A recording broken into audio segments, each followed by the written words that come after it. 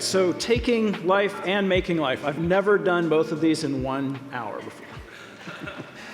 It was interesting, Greg remarked about this being the first in-person conference since 2020. That same time frame, February and March of 2020, I was teaching a 5 or 6 week bioethics Sunday school class. I got through the first 2, and then we locked down, and it was just the pastor and I at church, filming on Saturday mornings and then putting them up on Facebook. And so they asked me this fall to teach that same series again, start all over. And I was so happy when we made it to the 3rd week this time. Not that I thought I had caused it, but yeah. Anyway, taking life and making life. There's a lot to pack in here for this hour. I wanted to start off by just highlighting a few key end-of-life cases. Some of these you probably have heard of, some of these you might not have heard of. And I want to talk about, just kind of as we're going through these, watch for some of the commonalities that I think are interesting. The first case is Karen Ann Quinlan. In April of 1975, Karen Ann Quinlan, who was 21 years old, came home from a party. She passed out and stopped breathing. She was resuscitated and taken to the emergency room and eventually diagnosed as being in a permanent coma. Her life was sustained by a respirator ventilator and a feeding tube. Her father went to court to remove the respirator, and the New Jersey Supreme Court ruled that there is a valid legal distinction between ordinary and extraordinary means of sustaining life, and that extraordinary means may be removed. The respirator was removed, but her father left the feeding tube in place. She lived another 9 years and died of pneumonia in 1985. So this case sparked this distinction between ordinary care and extraordinary care. And it's interesting how often this still comes up. I met a few months ago with several pastors, several district superintendents. Some of you may be here today. And one of the things that they said they're hearing from pastors is the challenge of dealing with end-of-life cases, these sorts of things that come up. And then just a few weeks ago, one of my colleagues had this happen. His own mother was in a situation where they were trying to decide, should we put in a feeding tube or not? She'd left very clear instructions, and it's interesting how often I find this. She left very clear instructions that she never wanted to be on a respirator, never mentioned anything about a feeding tube. And I find this all the time, where people will have very strong opinions. They'll let everybody know, I never ever want to be on a feeding tube. They'll never mention a ventilator. So what are you to do with your mother? And this is a distinction that I think is helpful here. Do you consider a feeding tube ordinary or extraordinary? Do you consider a ventilator ordinary or extraordinary? There are a variety of reasons why you might think one or the other. This is largely a convictional issue, I think, here, within certain parameters. But anyway, Karen Ann Quinlan is the case that brought us ordinary versus extraordinary, or at least brought it to the fore. Nancy Cruzon was 25 years old in December of 1983 when she was pronounced dead following a serious car accident. Paramedics revived her, but she was, like Karen Ann Quinlan, diagnosed as permanently comatose. After 4 years, her family gave up hope that she would recover and sought to have the feeding tube removed. The state of Missouri refused to remove the tube, lacking clear and convincing evidence that Nancy would want it removed.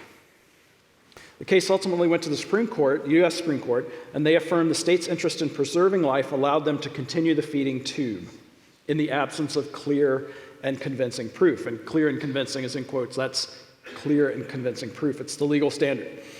The family was then able to demonstrate to a state court, and I don't remember the details of this, but they were able to demonstrate that Nancy had made statements that she would not want to be kept alive with a feeding tube. The tube was removed and she died in 1990. This case helped spark the move toward advanced directives, making your wishes known. Would you want a feeding tube or not want a feeding tube? Would you want a ventilator? Would you not want a ventilator? What do you consider extraordinary? What do you consider ordinary? Nancy Cruzan helped us all become aware of advanced directives. Terry Chavot, who I'm sure all of you have heard of, In 1990, at the age of 26, Terry suffered brain damage due to a heart attack. She received all food and water via a feeding tube after that. And you probably know all of the details of this in and out. Terry's husband, Michael, said that she was brain dead and in a persistent vegetative state. Her parents claimed she was responsive to their presence. Michael claimed the actions were reflectives. There were some serious relational conflicts that the husband had, and he claimed that she had never wanted to have a feeding tube. In March of 2005, the feeding tube was removed, and she died 11 days later. I mentioned in the previous two cases a benefit that came out of that.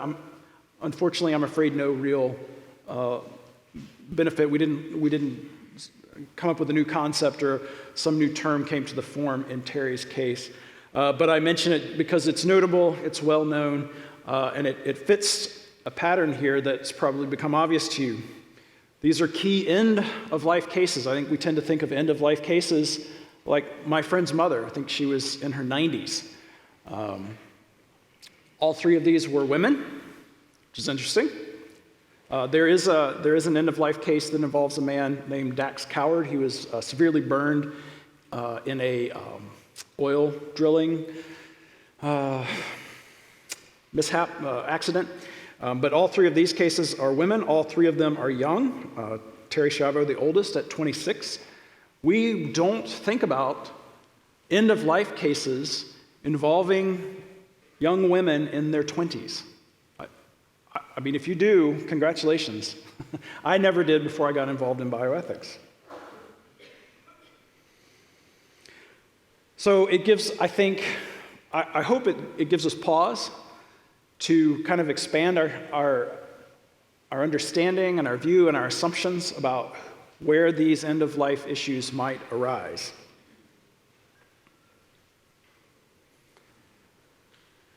The term euthanasia, and we'll talk about a lot of different things today, but the term euthanasia literally means good death. You all remember that from your Greek classes. Euthanasia can be active or passive.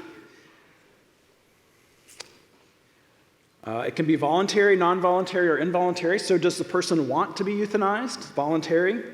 Does the person definitely not want to be euthanized? Involuntary. Or do we not know? Involuntary. Euthanasia is not widely practiced in the United States. I'm sure that it goes on, but it is not legal. It's not legally sanctioned. What we do have in the United States is physician-assisted suicide, which is becoming increasingly, these progressive folks are very good with moving names toward more and more innocuous sounding sorts of things. It's quickly becoming medical aid in dying. In fact, in Canada, it legally is known as medical aid in dying, although in Canada, it actually is euthanasia.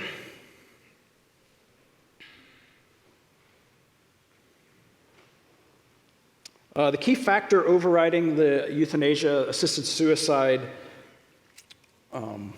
ethics is intentionality, is the thing that we're doing intending to cause death. And we'll talk a little bit in a minute about withholding and withdrawing treatment, and that's where intentionality also comes into play. But with euthanasia, clearly you're intending to cause death. With physician-assisted suicide, clearly the intention is to cause death. And just to be clear, that's totally out of step with a Christian worldview of the human being as created in the image of God. Again, just talking about medical aid in dying, or MAID.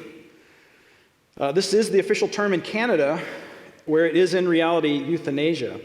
And it can be done by a physician or by a nurse practitioner. So another reason why they've dropped the physician in physician-assisted suicide. And again, it's not suicide. They call it, let's see, what's the term here? Clinician-administered medical assistance in dying.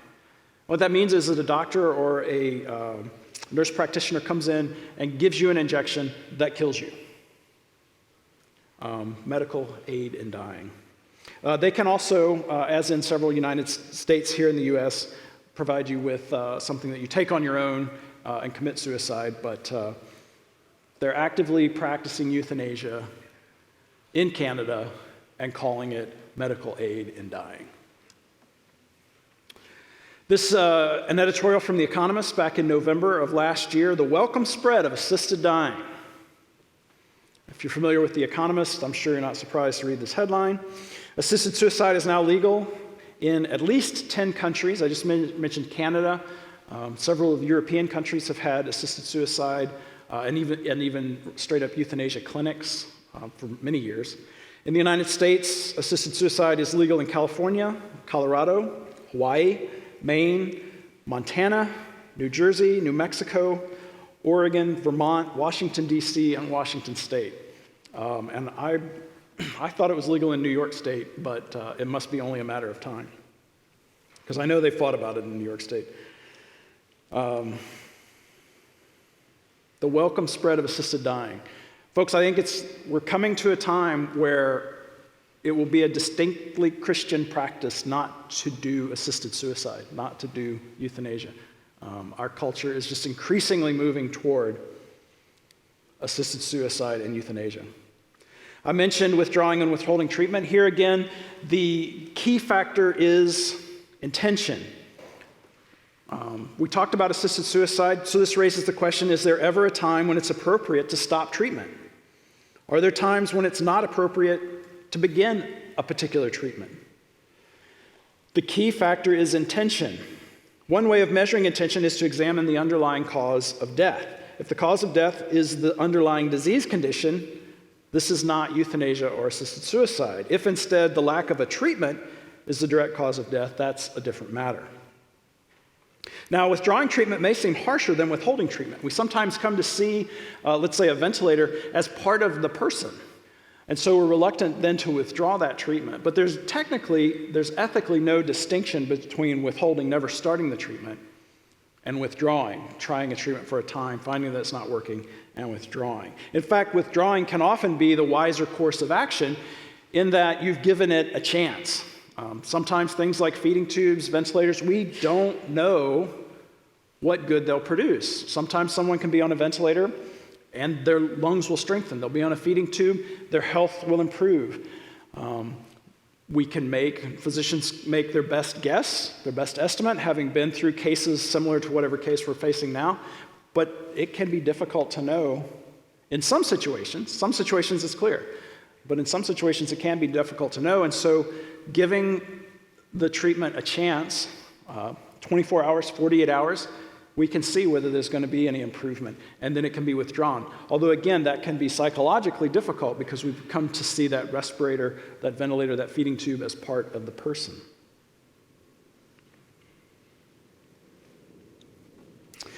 What people need at the end of life is pain management. This is one of the huge driving factors in the assisted suicide movement. I don't want to be in pain. I'm scared I'm going to be in pain.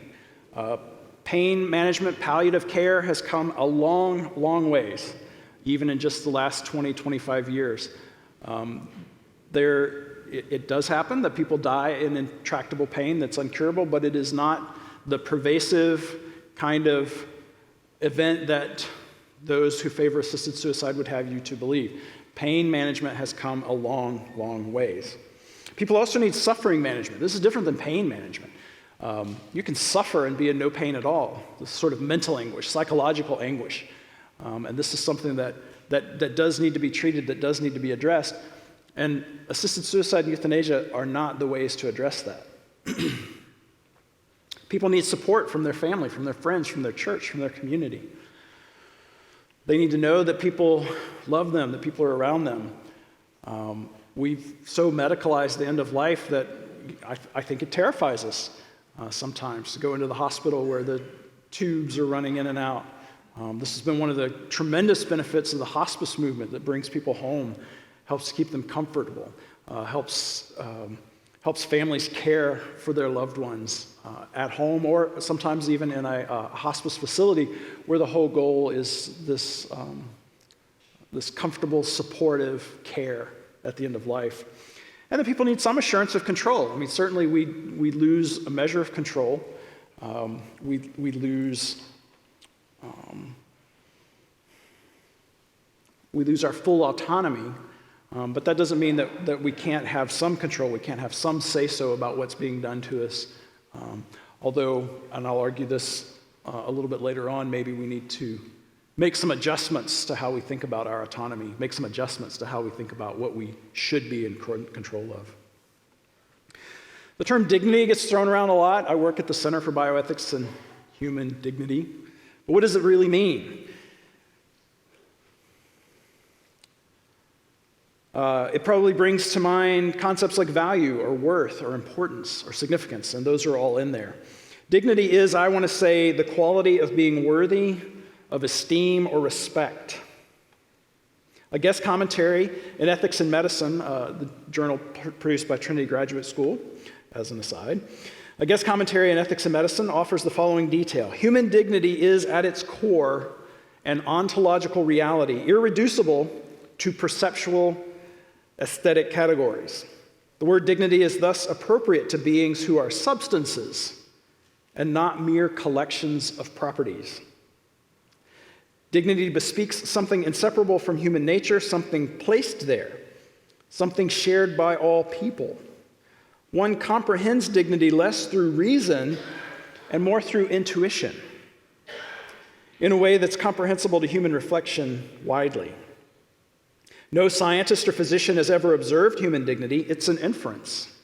Forever escaping the nets of scientific measurement, dignity defies devaluation. While all human beings have an innate and an irreducible dignity, it's important to recognize it's possible to lose sight of one's own dignity. In disability and in sickness, it's the sense of dignity, not dignity itself, that is lost. It's the duty of bioethics and healthcare to restore this sense of dignity. Further, it's possible to be treated in ways that are inconsistent with one's dignity. The recognition that each and every human equally possesses dignity serves as a motivation for treating one another properly, that is, treating one another with dignity. So while much talk about euthanasia is couched in terms of autonomy or freedom, what people really need is more support. They need to be treated in ways that are commensurate with their dignity. Euthanasia, an assisted suicide, removes the person who is suffering rather than addressing the needs of the person who is suffering. So, returning to our biblical model, God-centered, reality-bounded, and love-impelled, by acting with the intention of taking a human life, which is created in the image of God, euthanasia, assisted suicide, fails to recognize God's sovereign role as both the author and creator of life. It takes life into our own hands. Now, I mentioned before there's a hierarchical arrangement to these issues, so a failure at this God-centered level is a failure overall. It's not ethical. So in some sense, there's no need to move beyond that. However, for the sake of covering it fully, we can look at the God-centered, the reality-bounded dimension. Death is inevitable. We are all going to die. Sorry to break it to you. Spoiler alert. We don't have to be vitalists who will do anything and everything to stay alive. Another reality is that death is a defeated enemy. However, death is not an enemy that has been fully destroyed. And so this sets up a tension. We know we're going to die. We know that death has been defeated, but it hasn't yet been destroyed. And so we kind of live in this area of a bit of uncertainty. And this raises the specter of the possibility of overtreatment and undertreatment.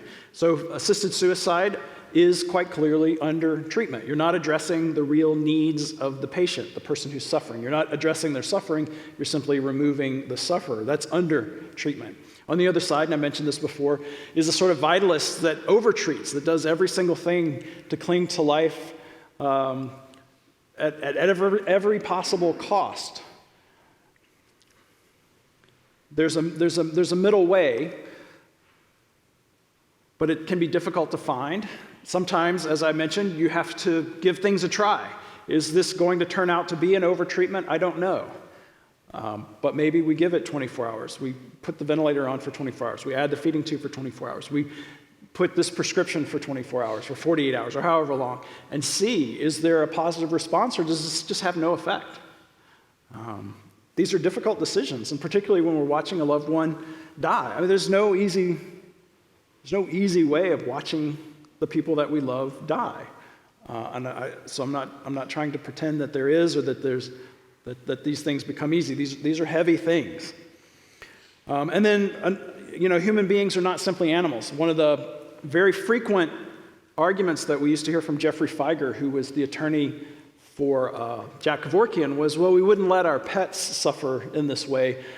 We wouldn't let our pets go through a prolonged dying process like this. Well, that's because pets aren't created in the image of God. That's because human beings are categorically different. And so we care for and we support human beings in a different way and to a different extent than we do with animals.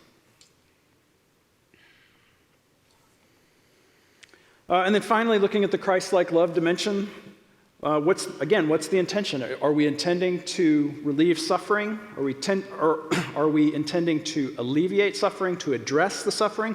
Or are we just trying to eliminate the person who is suffering? Are we trying to address our own suffering? This becomes a real thing with assisted suicide and euthanasia. It's really difficult for me to be here with this person who is dying. It's heavy. And then what does the patient desire? Does the patient want to have a feeding tube? Does the patient not want to be on a ventilator? What are the patient's desires? These are worth taking into account. It matters quite a bit, whether it's a 25-year-old person or it's a 95-year-old person. They're going to have different feelings about what's extraordinary care and what's ordinary care.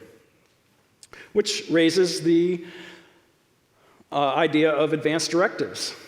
The living will is perhaps the most popular or the most well-known. It's not without its problems. The living will, one of the problems with it is it tries to anticipate a variety of situations and how you might want to respond in various situations. What kind of care you might want if this happens or if that happens. And the fact of the matter is it's impossible to predict what's going to happen. It'd be interesting to do some sort of a survey of living wills and see how often the actual situation is really directly and clearly addressed in the living will. So we at CBHD recommend a durable power of attorney for healthcare. A power of attorney is generally, they are non-durable, meaning that if you become incapacitated, so if I gave someone the power of attorney for my bank account, I don't know why they'd want that. They could write a few very small checks, but if I were to become incapacitated, that power of attorney would go away and they could no longer write these small checks off of my bank account. But a durable power of attorney endures. I mean, that's the whole point of it, if you become incapacitated. And as part of the durable power of attorney for healthcare, you designate someone to make decisions on your behalf. And here's the key, you talk with them. Not just about what you'd want, but these larger questions about your sort of larger theological convictions. I don't have to cling to my life. I'm very afraid to die, and I really would like a little more treatment than you might want me to have. You talk with the person, or people, because usually you want to designate a couple of people. We at CBHD have a form for this, Durable Power of Attorney for Healthcare. It has some guidelines and some sort of steps that you can walk through and work through. It's available on our website at cbhd.org. There's also a document called the 5 Wishes, which many doctors' offices will have available. It's not a perfect document, and I'm not claiming the CBHD document is perfect, but the 5 Wishes is not a perfect document, but it gives you 5 items to talk through, to talk about with those around you, perhaps even with your physician. The person that I want to make care decisions for me when I can. Who's that going to be? Is it maybe your wife, maybe a child, maybe an aunt and uncle, or a nephew or a niece, depending on what your situation is. The kind of medical treatment I do or do not want. Feeding tubes can be burdensome. There's no biblical requirement that you take on a feeding tube. There is a convictional aspect to whether you want a feeding tube, or a ventilator. But one of the things you're going to want to think about and talk about is, well, if I'm going to be on this ventilator for the next 3 weeks and then I'm going to die, versus if I'm going to be on this ventilator for a few days and then I'll likely recover. So you might not want to rule ventilators out entirely, but rule them out in some situations. This is why you're having a conversation with this person that you're designating. Third, how comfortable I want to be. Just knock me out, put me all the way out. This is a thing called terminal sedation, where people are kept in almost a sort of twilight state. They feel no pain, but they're not euthanized, they're not killed. Or, I want to be aware, I want to be awake, I want to know who's coming in to visit me, even if that means that I'm going to be in some pain. These are the sorts of things that it's good to think through and talk through. How do I want people to treat me? When the time comes, I really don't want to know the details. Just come in and take care of things. Or, I want to be kept abreast. What's going on here? Why am I receiving this? What do you expect this to do? There are different ways in which different people want to be treated. They want to know different things. If I'm completely comatose, do I want people to talk to me? Do I want people to hold my hand? Or do I want people to just come in and do their thing and whatever? Different people feel differently about this. There's not a right or wrong necessarily to this. And then part of the 5 wishes, which is, I think, very good, is what do I want my loved ones to know? What have I not told the people around me that I need to tell the people around me? Life is fleeting. I mentioned before, we're always I think we lose real sight of the fact that we're a lot closer to disability, to serious injury than we like to think. And that's not a fear, that shouldn't paralyze us with fear, but I would hope that it would inspire us to act in ways that we're better at communicating with the people around us, that we're better at letting people know what we want them to know. So, as I mentioned, we have some of these resources on the CBHD website. The 5 wishes, I think there's a 5 wishes website. And then, like I said, many doctors' offices also have those available. Coming back to the virtues of acknowledged dependence that Carter Sneed has recommended for us.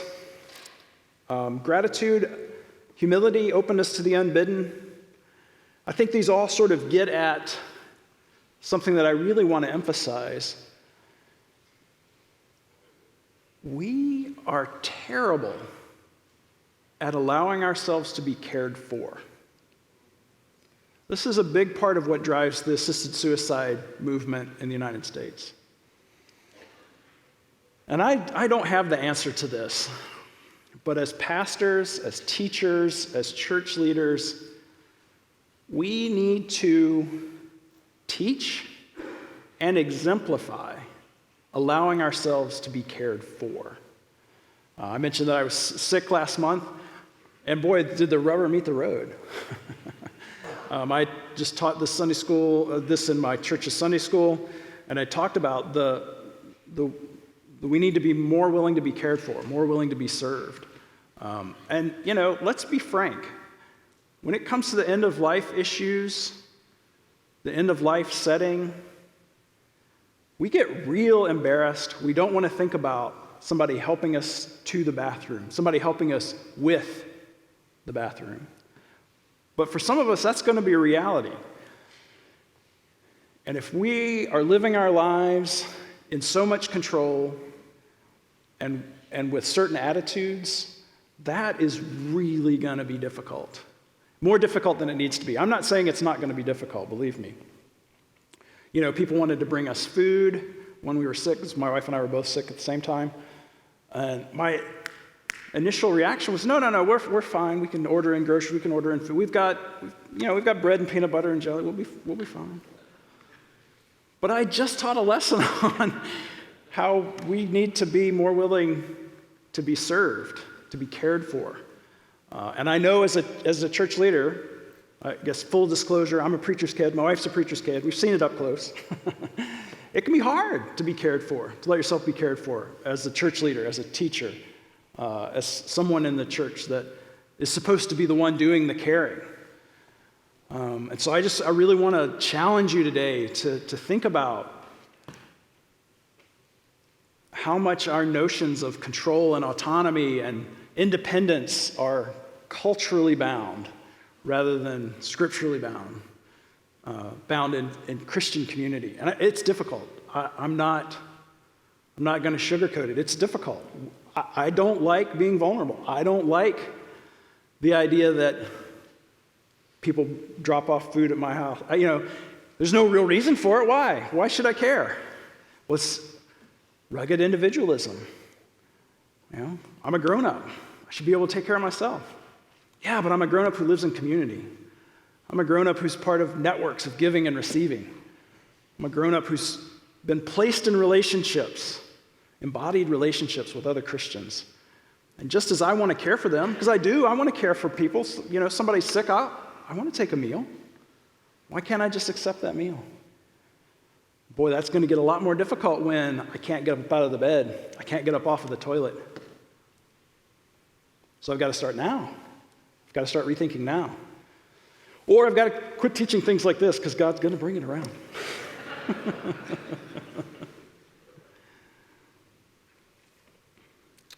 And then finally, I would be remiss in addressing end-of-life, taking life issues if I didn't at least talk a little bit about abortion, an ongoing issue in our culture. Of course, I'm sure many of you who've studied church history know that one of the things that the church that Christians were originally well known for was rescuing infants that had been abandoned to death. There's been a long-standing tradition in Christian history of caring for infants that are unwanted or unwelcome or that just feel like it's too much. This is an article there's an article in the Washington Post back in November. A maternity ranch is born. This is down in Texas, outside of Dallas.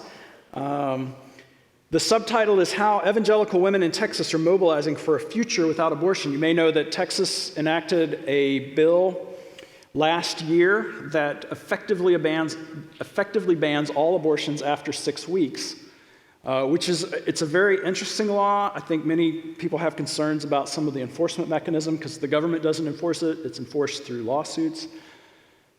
But it has pushed those who advocate for abortion into having to argue that it doesn't matter that there's a detectable heartbeat. So it's known as a heartbeat. It's known as the heartbeat bill because at 6 weeks there's detectable cardiac activity. It isn't the heart yet, but it's the progenitor cells that will become the heart, and it's fluctuating. There's a heartbeat there. And so that's why the media has widely reported it as the 6-week ban, because they don't want to talk about what it's really about, which is the heartbeat. At any rate,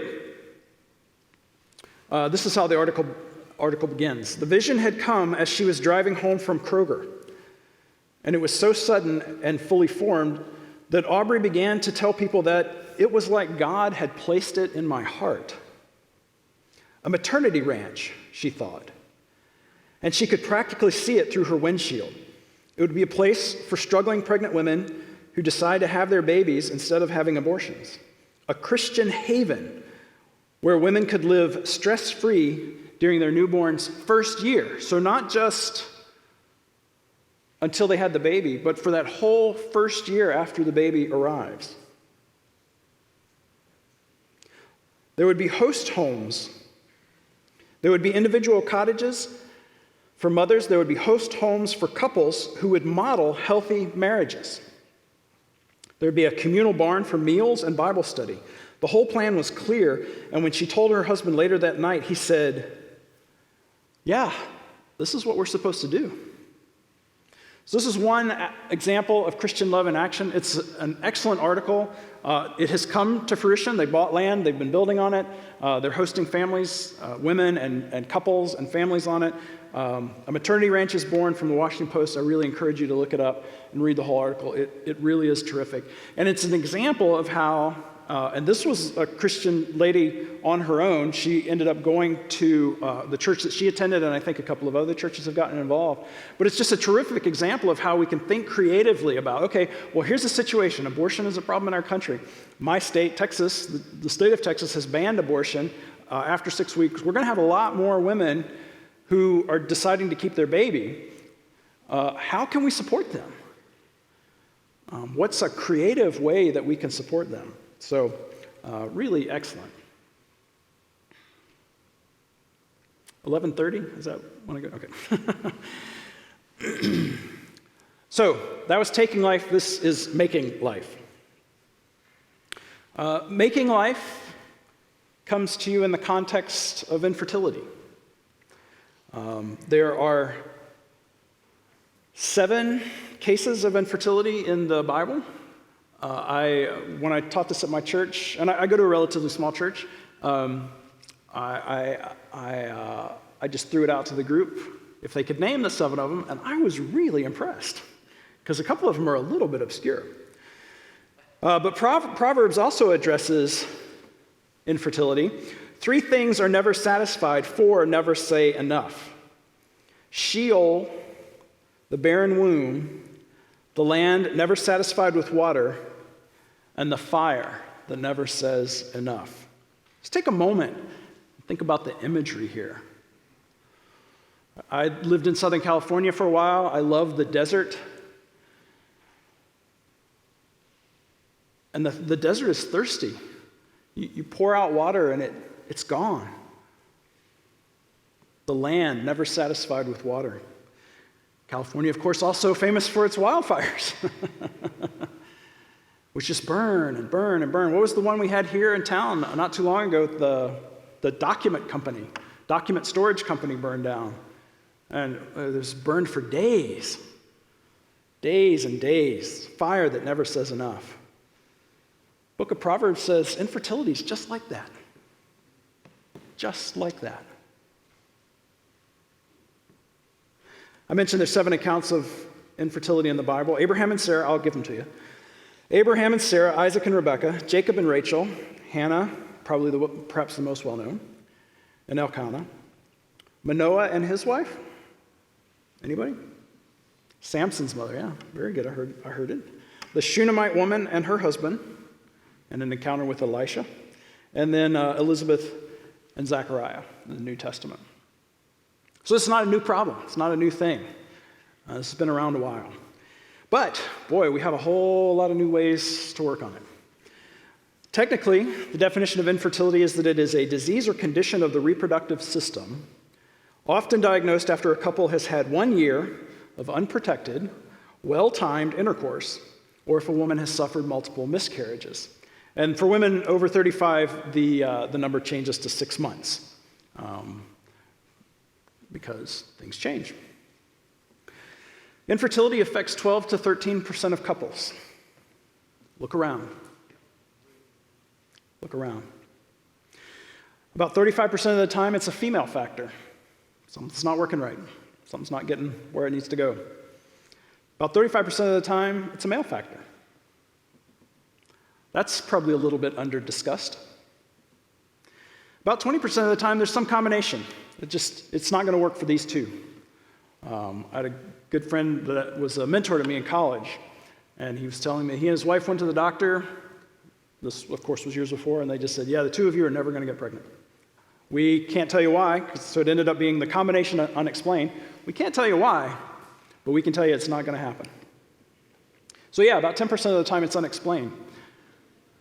A fire that never says enough. Infertility comes with at least 6 losses. Loss of control. Come on, couples get married. They want to build their family. They do. Why can't I have that kind of control? You lose genetic continuity. Not going to have a child that's the product of the 2 of us. The jointly conceived child. The pregnancy and birth experiences. There's a whole lot of expectations that are bound up in pregnancy and birth experiences. There's all kinds of emotional expectations about having the child, about being pregnant, about having the child, about raising the child. Project out a whole future or futures. Maybe the child will be athletic. Maybe the child will be academic. All those emotional expectations gone. And then 6, the opportunity to parent a new generation. Adoption, in fact, this list comes from a book on adoption. Adoption addresses one of these. The opportunity to parent a new generation. Certainly, adoption comes with different emotional expectations, but really, it only directly addresses the opportunity to parent a new generation. Now, adoption is a good thing. It's a very good thing. It's a powerful metaphor in Scripture. So don't hear me putting down adoption. But adoption and infertility are often intertwined and bound up together in ways that are not helpful and not good. I'm sorry you had a miscarriage, but you can always adopt. Never, never say that. If you leave here with one thing today, just never say, but you can always adopt. Just never say that. Don't lump them together. Adoption and infertility are separate things. They need to be addressed separately. They need to be thought through separately. They need to be grieved separately. And so please allow folks the space to do that. And please be aware of and attuned to the difficulty of infertility. So, as I mentioned, we now have a lot of new ways to address things. Ben Mitchell, who was mentioned earlier, has an article out. He's very good with titles. 38 Ways to Make a Baby. And there are at least 38 ways to make a baby, and it is a alphabet soup. IUI, AID, ICSI, IVF, so on and so forth. Some of the main items or main categories are fertility drugs, artificial insemination, donor eggs and sperm, in vitro fertilization, surrogacy, embryo adoption, and some of these are bound up together. They're inseparable. They overlap. There's a Venn diagram of 38 ways to make a baby. In 2016, the latest year that I think there are numbers for, about 77,000 children were born via IVF in the United States, which is about 2%. About 2% of the children in America are born of IVF. If you have IVF kids in your congregation, somebody here has IVF kids, I'm sure. It's one of the 38 ways to make a baby. Leon Cass, who was the chair of the President's Council on Bioethics during the first 4 years of the W. Bush administration, wrote this. Consider the views of life and the world reflected in the following different expressions to describe the process of generating new life.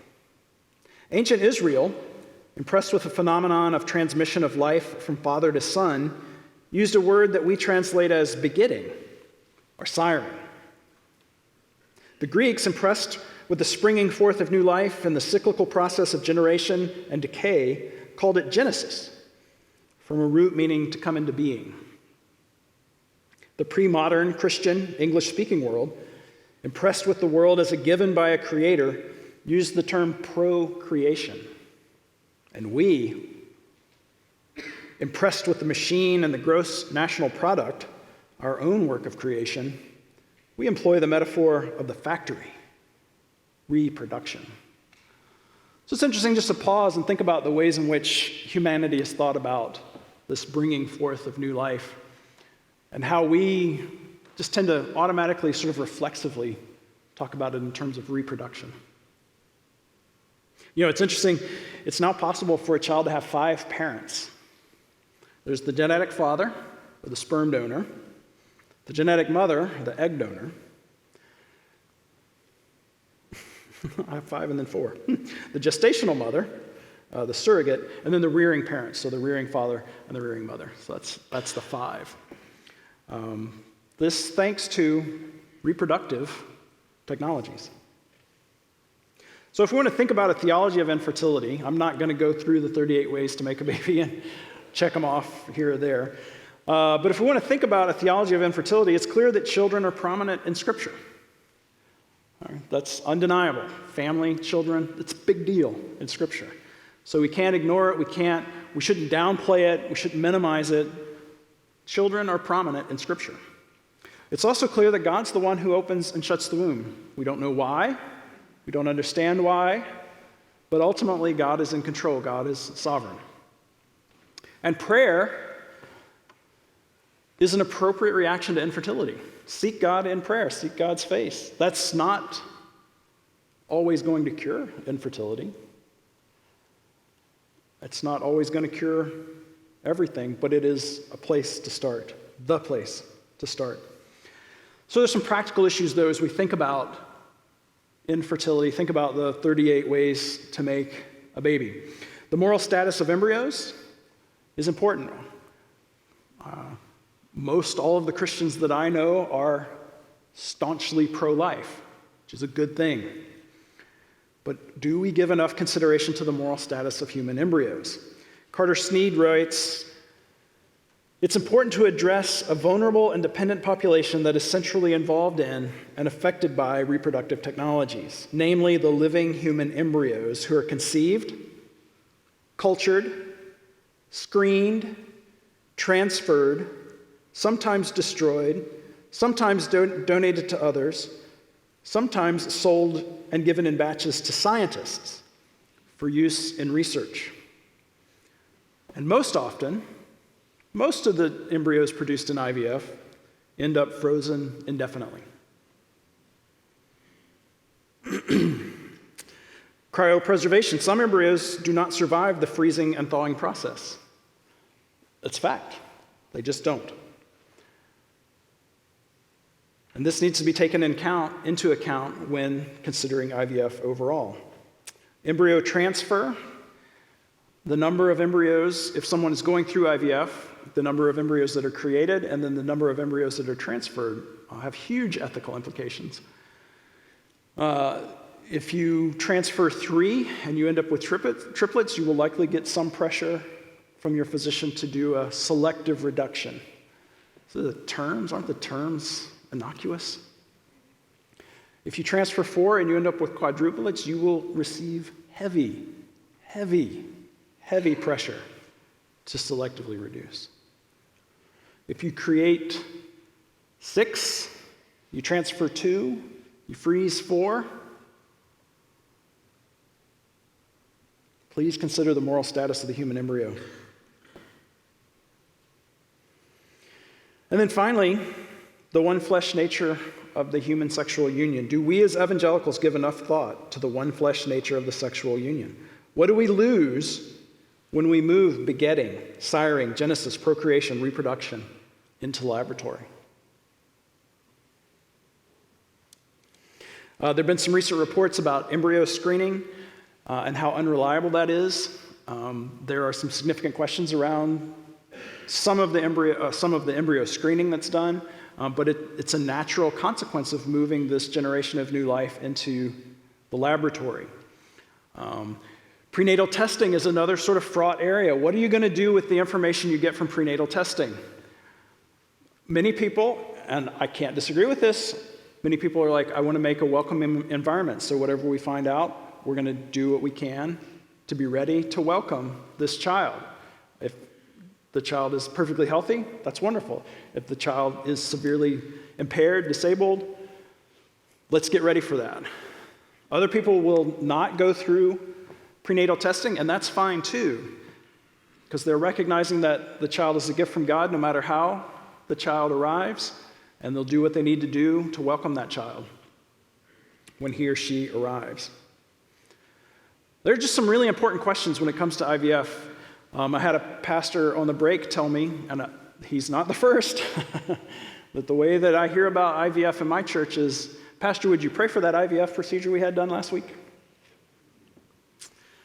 And here again, I don't have the answers, but we have got to have more conversation about this in our churches before we get to that point. Well before we get to that point. Well before. A renewed emphasis on the theology of the body, talking about sexuality. That's one place to begin. The flip side of it is, So full disclosure, my wife and I have been through this, so I do know how it works. The medical side of this, here are the three things we're going to do. We're going to try this, and then we're going to try that, and then we're going to try that. There's no off-ramp.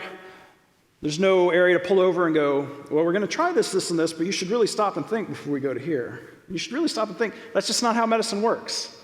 The U.S. medical system doesn't have space for that. Whether that's a good thing or a bad thing, it's a fact.